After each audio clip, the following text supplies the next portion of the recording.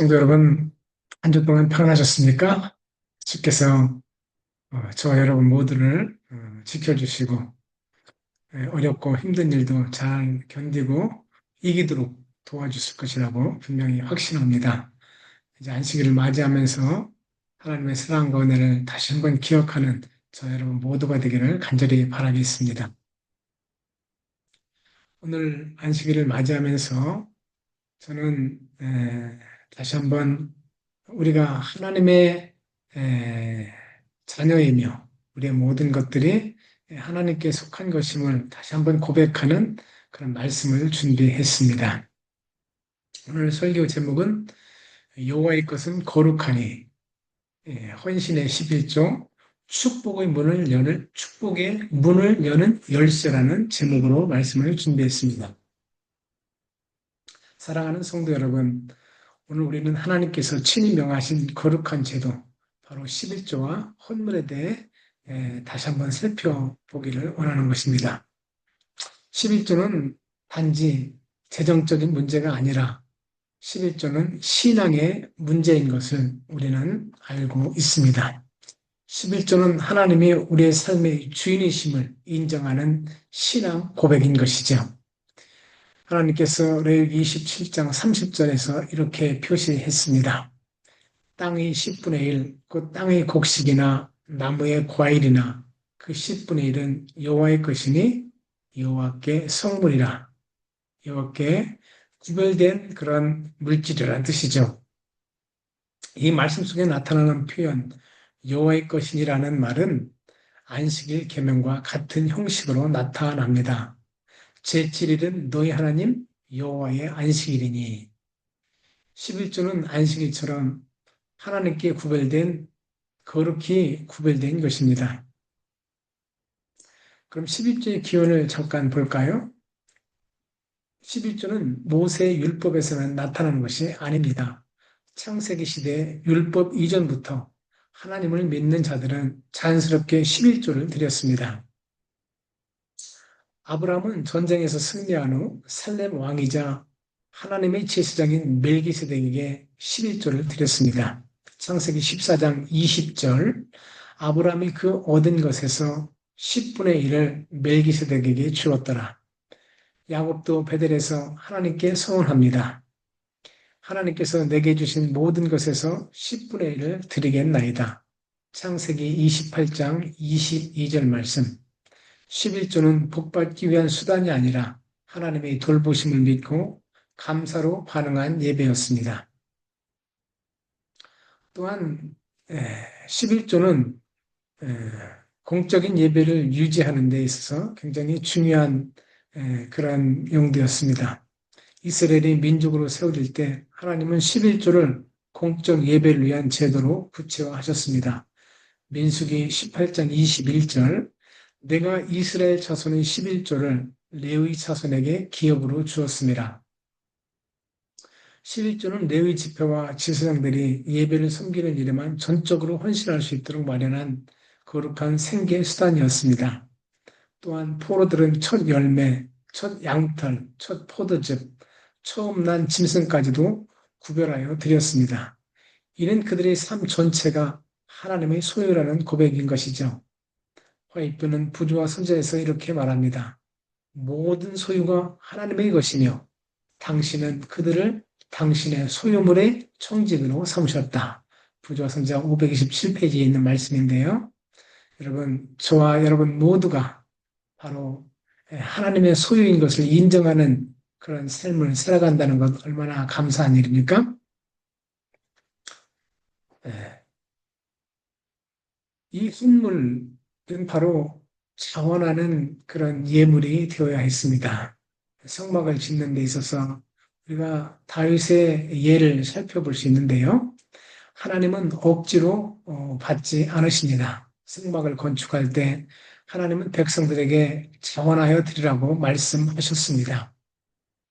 모세는 잔치를 열지 않았습니다. 또 복권을 팔지도 않았습니다.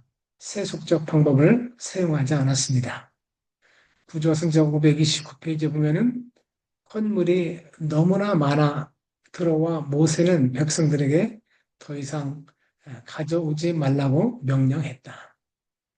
다윗도 솔로몬도 수많은 금과 은을 자발적으로 들이며 하나님의 성전을 준비했습니다. 이것이 바로 청지기의 마음인 것이죠.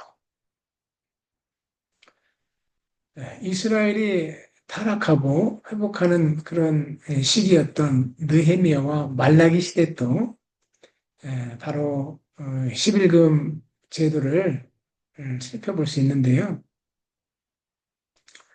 시간이 지나서 백성들이 이 헌물 제도를 11조 제도를 가볍게 여겼습니다. 성전은 폐허되었고 레위들은 생계를 유지하지 못한 제사장들을 떠났습니다. 느헤미야는 예배 회복을 위해 백성들과 다시 언약을 맺습니다. 느헤미야 10장 32절 우리가 또 해마다 각기 세겔의 3분의 1을 수납하여 성전 봉사를 하게 하리라. 여기 세겔의 3분의 1은 지금 금액으로 뭐 정확히 환산하기는 어렵습니다만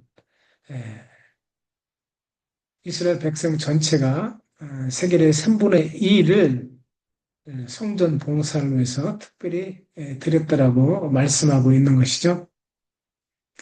말라기 선지자는 더욱 강하게 외칩니다. 사람이 어찌 하나님의 것을 도적질하겠느냐. 온전한 11조를 창고에 들여 복을 쌓을 곳이 없도록 붙지 아니하라 보라. 말라기 3장 8절로 10절의 말씀입니다. 하나님은 물질의 축복을 약속하실 뿐 아니라 하늘의 문을 여시고 온전한 보호와 은혜를 약속하셨습니다.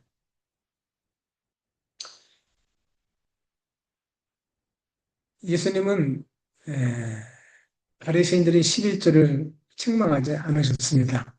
이것도 행하고 저것도 버리지 말아야 할 것이라. 마태복음 23장 23절. 또한 예수님은 가난한 과부의 두 랩들을 보시고 칭찬하셨습니다. 그 여자는 그 가난 중에서 자기의 모든 소유, 생활비 전부를 넣었느니라. 초대교회는 더욱 헌신적이었습니다. 믿는 무리는 서로 모든 것을 나누며 자신의 재산을 사도들에게 가져다 드렸습니다. 오늘날 우리 재림 성도들은 이 지구의 마지막 시대를 살아가면서 세상 역사의 모든 그리스도인들보다 더 큰 진리의 빛을 받았습니다. 더 큰 특권을 받은 것이죠. 구조 선지자에서 화이트 부인은 그리스도께서 세우신 원칙은 받은 빛과 특권에 비례하여 드려야 한다는 것이다. 구조선자 528쪽입니다. 그러므로 이 시대는 더 많은 재정이 필요한데 더 많은 선교사, 더 많은 방송, 더 많은 복음 인쇄들이 필요할 때 진리의 빛을 더 많이 받은 저와 여러분, 특별히 마지막 시대에 이 천국 복음이 온 세상에 증거해야 끝이 오리라라고 하는 때에 부름을 받은 저와 여러분 모두는 더욱더 큰 그런 문제의식을 가지고 하나님께 헌신해야 될 것입니다. 그것이 바로 이 세를 살아가는 하나님의 백성들에게 주시는 하나님의 축복의 말씀이고 또 은혜와 또 보호의 말씀인 것을 저 여러분 모두가 기억하기를 간절히 바라겠습니다. 하나님은 자원하는 헌신을 원하십니다. 정직한 11조 감사의 헌물이 하나님의 사업을 살릴 것입니다. 저 여러분 모두가 그런 복음의 도구로 쓰임받기를 간절히 바랍니다. 말라기 3장 10절은 우리에게 이렇게 말합니다. 내가 하늘 문을 열고 너에게 복을 쌓을 곳이 없도록 붙지 아니하나 보라. 사랑하는 성도 여러분, 11조는 우리의 믿음을 표현하는 언어입니다. 11조는 하나님의 주권을 인정하는 예배의 행위입니다. 11조는 하늘의 축복을 여는 믿음의 열쇠입니다. 오늘 다시 한번 결심합시다. 여호와의 것은 거룩하니 여호와께 돌려드립시다. 사랑하는 성도 여러분, 제 아들이 목회자인 것을 모두가 아실 텐데요. 이제 22살에 이제 목회자가 되어서 첫 월급을 받게 되었습니다. 첫 월급을 받았는데 실수령액을 보니까 150만 원 정도가 되었던 것 같습니다. 그러면서 저한테 전화를 했는데요. 아빠, 첫 월급을 받았는데 150만 원인데요. 이거 갖고 어떻게 생활을 할 수 있을지 모르겠어요. 이렇게 얘기를 했습니다. 왜냐면은 그때는 이제 만나는 사람도 있고 또 결혼도 생각하는 그런 에, 상황이었기 때문에 여러모로 돈이 필요했겠지요. 그래서 제가 말했습니다. 아들, 아빠는 첫 월급을 68만 원을 받고 시작을 했는데 하나님께 먼저 드리고 그래도 그 안에서 생활했어. 물론 여러 성도님들이 돕고 하나님의 크신 은혜가 함께 있었지만 어쨌든 에, 너희들 내 진화를 충분한 은혜 가운데서 키울 수 있었다라고 하면서 용기를 주었습니다. 지금 그 아들은 뭐 정말 감사한 마음으로 하나님의 복음 사업에 헌신하는 아들로 계속해서 살아가고 있습니다. 사랑하는 성도 여러분, 우리의 삶 속에서 힘들고 어려울 때 더욱더 하나님께 충실하시길 바랍니다. 원칙 안에서 그렇게 11조와 헌물을 정직하게 드릴 수 있는 저와 여러분의 믿음이 되었으면 참 좋겠습니다. 여기 말라기에서 말씀하신 것처럼 그렇게 해보시고 하나님께 기도하면서 주께서 주시는 큰 은혜와 축복 속에서 살 수 있는 우리 마닐라 한인교회 모든 성도들이 되었으면 좋겠습니다. 특별히 외국에서 사는 것이 얼마나 힘이 들고 또 어렵습니까? 재정적으로 어려운 것은 말할 것도 없지요. 그러나 여러분 분명히 이 어려운 때에 하나님을 신뢰하는 자는 그분 은혜 가운데서 충만한 축복과 은혜와 평강을 누리면서 살 수 있을 것이라고 저는 분명히 저의 작은 경험을 통해서 확신합니다. 하나님께서 저 여러분 모두를 앞으로 더욱더 축복하셔서 정말 하나님의 복음 재정에 충만할 뿐만 아니라 여러분의 삶에서 하나님의 축복을 많이 경험하기를 간절히 바랍니다. 이 안식일 새로운 몸과 마음으로 주님께 헌신하면서 기쁨과 즐거움으로 안식일 보내기를 간절히 바라겠습니다. 몸이 아프신 분들 좀 회복되는 안식이 되길 바라고요. 또 계획하는 모든 일들을 또 잘 이루고 또 무엇보다도 여러분이 드리는 간절한 기도에 응답을 받는 그런 안식이 되기를 바라고요. 또 출타하신 성도들 모두가 또 평안한 안식을 보내기를 간절히 바라겠습니다. 여긴 날 아침 하나님의 은혜를 충만히 함께 받기를 원하며 기쁨으로 주님 전을 찾을 수 있는 저 여러분 모두가 되기를 간절히 바라면서 말씀 마치도록 하겠습니다. 감사합니다. 행복한 안식일 되십시오. 기도하겠습니다. 하늘에 계신 하나님 아버지, 우리의 삶, 우리의 모든 것이 주님의 것인 것을 인정할 수 있도록 도와주셨사오니 무한 감사를 드립니다. 그러나 저희들의 믿음이 없어 때로 방황할 때가 있습니다. 주님 저희를 꼭 붙들어 주시고 주께서 약속하신 그 약속을 우리의 것으로 온전히 받고 또 그 복을 우리 삶 속에서 체험하는 그런 삶을 살아가도록 도와주시옵소서.